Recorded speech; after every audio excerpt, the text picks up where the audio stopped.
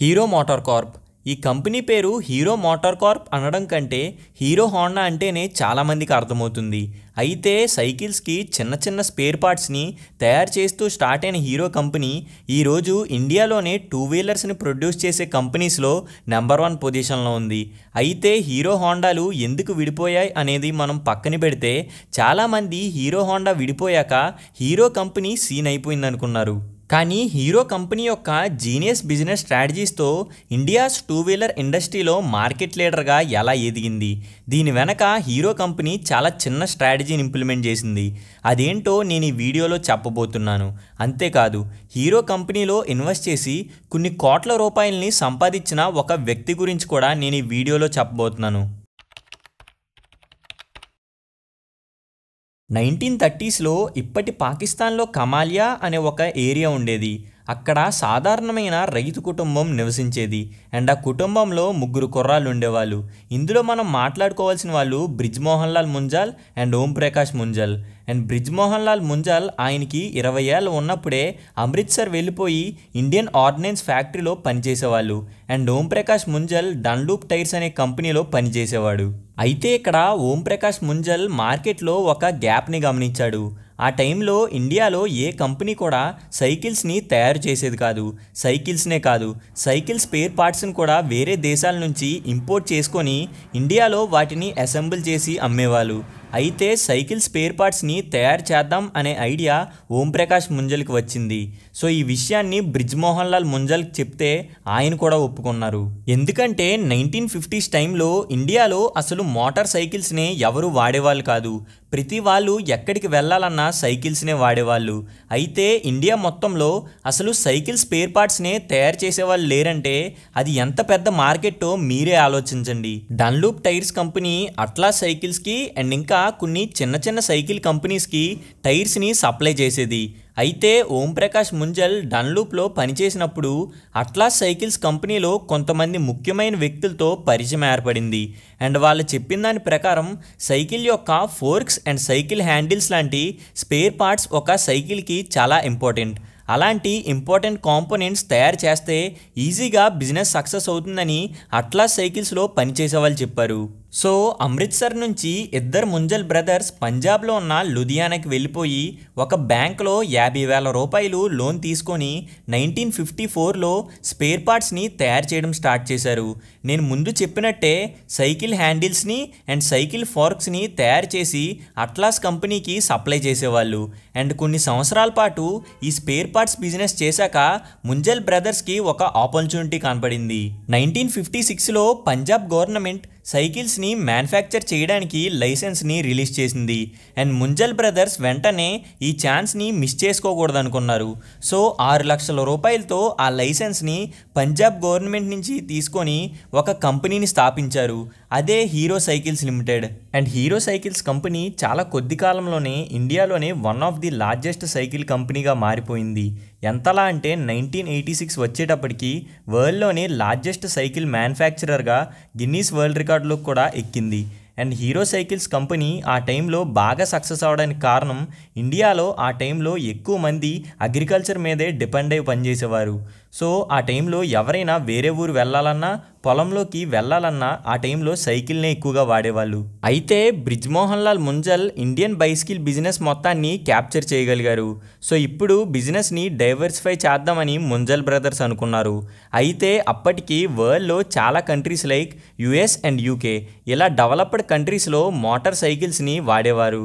అయితే 1980s టైంలో ఇండియాలో ఇంటింటికి ఒక సైకిల్ ఎలా అయితే ఉందో యుఎస్ అండ్ యూకేలో ఒక మోటార్ సైకిల్ ప్రతి ఇంటి దగ్గర ఉండేది. సో ఇండియన్ మోటార్ సైకిల్ మార్కెట్ని మనం గమనిస్తే ఆ టైంలో రాయల్ ఎన్ఫీల్డ్ అండ్ జావా లాంటి ప్రీమియం బైక్స్ ఉండేవి. ఒకవేళ మిడిల్ క్లాస్ వాళ్ళు వాటిని కొన్న మైలేజ్ వచ్చేది కాదు. సో మోటార్ సైకిల్స్ కాకుండా Bajaj Chetak and Kinetic company యొక్క మోపెడ్స్ని ఆ టైంలో ఇండియన్ మిడిల్ క్లాస్ పీపుల్ కొనేవాళ్ళు.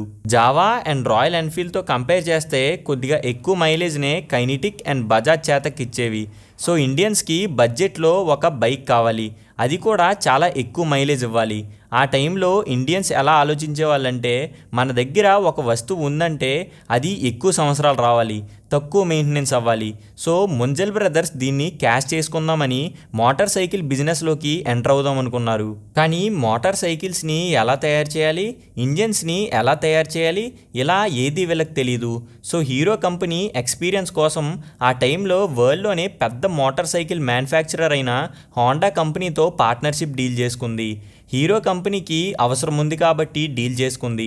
కానీ హోండా కంపెనీకి ఏంటి అవసరమని మనం గమనిస్తే హోండా కంపెనీ తన బిజినెస్ని ఇండియాకి ఎక్స్పాండ్ చేద్దామని చూస్తుంది. కానీ ఏ ఫారెన్ కంపెనీ అయినా ఇండియాలో బిజినెస్ చేయాలన్నా ఇండియాలో ఉండే ఏదైనా కంపెనీతో పార్ట్నర్షిప్ చేసుకుంటేనే ఇండియాలో ఏ ఫారెన్ కంపెనీ అయినా బిజినెస్ స్టార్ట్ చేయగలదు. సో అందుకే హోండా కంపెనీ ఈ డీల్కి ఓకే చెప్పింది. సో ఈ మ్యూచువల్ బెనిఫిట్స్తో 1984లో హీరో హోండా అనే ఒక మోటార్ సైకిల్ కంపెనీ ఇండియాలో స్టార్ట్ అయింది. అండ్ నేను ముందు చెప్పినట్టుగా మిడిల్ క్లాస్ని టార్గెట్ చేసి అప్పటి వరకు ఉన్న అన్ని మోటార్ సైకిల్స్ కంటే ఎక్కువ మైలేజ్తో తక్కువ రేట్కే ఒక మోటార్ సైకిల్ని హీరో హోండా కంపెనీ లాంచ్ చేసింది. అండ్ అదే CD100. ఈ మోడల్ ఎంత సక్సెస్ అయిందో నేను సెపరేట్గా చెప్పనక్కర్లేదు, అంతలా ఈ మోడల్ సక్సెస్ అయింది. CD100 లాంచ్ అయిన 2 ఇయర్స్లోనే 1 lakh మోటార్ సైకిల్స్కి పైగా అమ్మేశారు.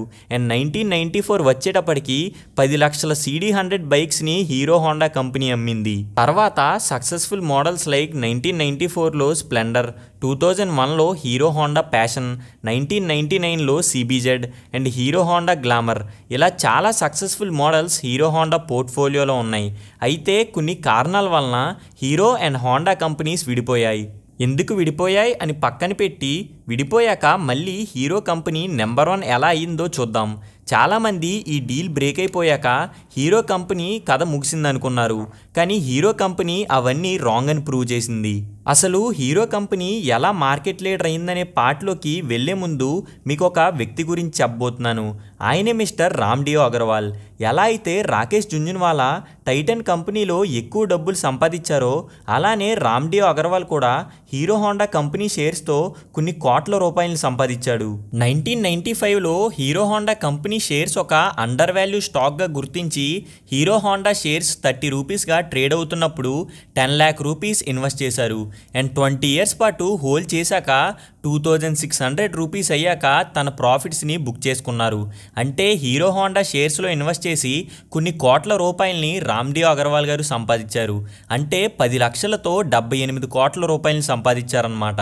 ఇదే వాల్యూ ఇన్వెస్టింగ్కి ఉన్న పవర్. ఈ టాపిక్ గురించి ఫ్యూచర్ వీడియోస్లో డిస్కస్ చేద్దాం. సో ఇప్పుడు మెయిన్ స్టోరీకి వెళ్దాం. 2010లో హీరో హోండా కంపెనీస్ విడిపోయాక హీరో కంపెనీకి కొన్ని అడ్వాంటేజెస్ ఉన్నాయి. అవి ఏంటంటే హీరో హోండా డీల్ ప్రకారం రెండు విడిపోయాక 4 ఇయర్స్ పాటు హోండా బైక్ ఇంజన్స్ని హీరో కంపెనీ వాడుకోవచ్చు. అండ్ ఇది హీరో కంపెనీకి చాలా బెనిఫిట్ అయింది. సో 4 ఇయర్స్లో hero company research and development మీద ఫోకస్ చేసి మంచి ఇంజన్స్ని ఎలా తయారు చేయాలో నేర్చుకుంది.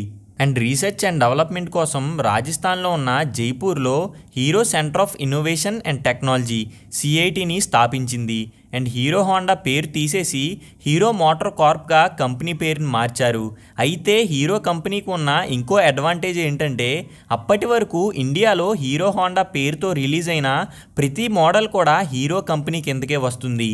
అంటే అన్ని బైక్ మోడల్ రైట్స్ అనేవి హీరో కంపెనీ పేరు మీదే ఉన్నాయి. ఇక్కడ హోండా కంపెనీకి ఉన్న మైనస్ ఇదే.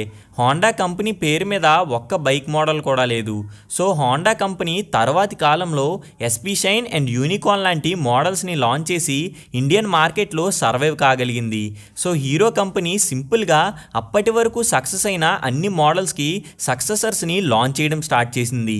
లైక్ 2005లో లాంచ్ అయిన గ్లామర్ సిరీస్కి కంటిన్యూషన్గా గ్లామర్ మోడల్తో బైక్స్ని లాంచ్ చేశారు. అండ్ 2001లో లాంచ్ అయిన ప్యాషన్ సిరీస్లో Passion pro and Passion plus and 1994లో లాంచ్ అయిన స్ప్లెండర్ సిరీస్ని కూడా కంటిన్యూ చేస్తూ వచ్చింది. Already Hero company old bike మోడల్స్కి మార్కెట్లో మంచి పేరుంది. సో దీన్ని పోగొట్టుకోకుండా ఫీచర్స్ని అప్డేట్ చేస్తూ ఈ సక్సెస్ఫుల్ సిరీస్ని కంటిన్యూ చేస్తూ హీరో కంపెనీ సక్సెస్ అయింది. అండ్ తర్వాత హీరో కంపెనీ ఒక సక్సెస్ఫుల్ మోడల్ని లాంచ్ చేసింది. అదే 2019లో లాంచ్ అయిన హెచ్ఎఫ్ డీలక్స్. ఈ మోడల్ కూడా హీరో కంపెనీకి మంచి పేరుని తీసుకొచ్చింది. హీరో హోండా స్ప్లిట్ తర్వాత హీరో కంపెనీ అన్నీ పర్ఫెక్ట్గా చేసింది. లైక్ R&Dని ఇంక్రీజ్ చేయడం, ఓల్డ్ మోడల్స్ని కంటిన్యూ చేస్తూ వాటి సక్సెసర్స్ని లాంచ్ చేయడం, ఇలా అన్నీ పర్ఫెక్ట్గా హీరో కంపెనీ చేసింది. అండ్ దీని రిజల్ట్ ఏంటో తెలుసా? ఎకనామిక్ టైమ్స్లో పబ్లిష్ అయిన ఈ ఆర్టికల్ ప్రకారం హీరో హోండా డీల్ అయినప్పటి నుంచి టోటల్గా 27 ఇయర్స్లో 37.4 మిలియన్ బైక్స్ని అమ్మితే 2011 నుంచి 2024 మధ్యలోనే 38.9 మిలియన్ బైక్స్ని అమ్మారు.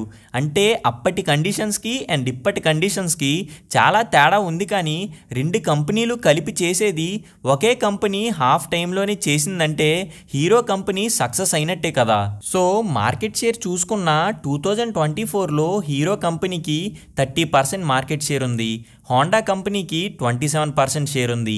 అంటే వర్క్ నేర్చుకున్న కంపెనీ కంటే ఎక్కువ మార్కెట్ షేర్ హీరో కంపెనీకే ఉంది. And hero company Indian 2 wheeler మార్కెట్లో మార్కెట్ లీడర్గా ఉంది. సో ఇలా హీరో కంపెనీ ఇండియన్ మార్కెట్ని క్యాప్చర్ చేసి వరల్డ్లోనే టాప్ 2 వీలర్ మ్యానుఫ్యాక్చరింగ్ కంపెనీస్లో ఒకటిగా మారిపోయింది. So hope you like the video and thank you for watching. Stock మార్కెట్లో ట్రేడింగ్ కానీ ఇన్వెస్టింగ్ కానీ చేయాలంటే చాలా నాలెడ్జ్ కావాలి. సో ఏ నాలెడ్జ్ లేకుండా డబ్బులు సంపాదించాలంటే దానికి best option copy trading. Copy trading అంటే ప్రొఫెషనల్ ట్రేడర్స్ యొక్క ట్రేడ్స్ని మనం సింపుల్గా కాపీ చేయడాన్నే కాపీ ట్రేడింగ్ అంటారు. అయితే ఇదేమీ ప్రమోషన్ కాదు.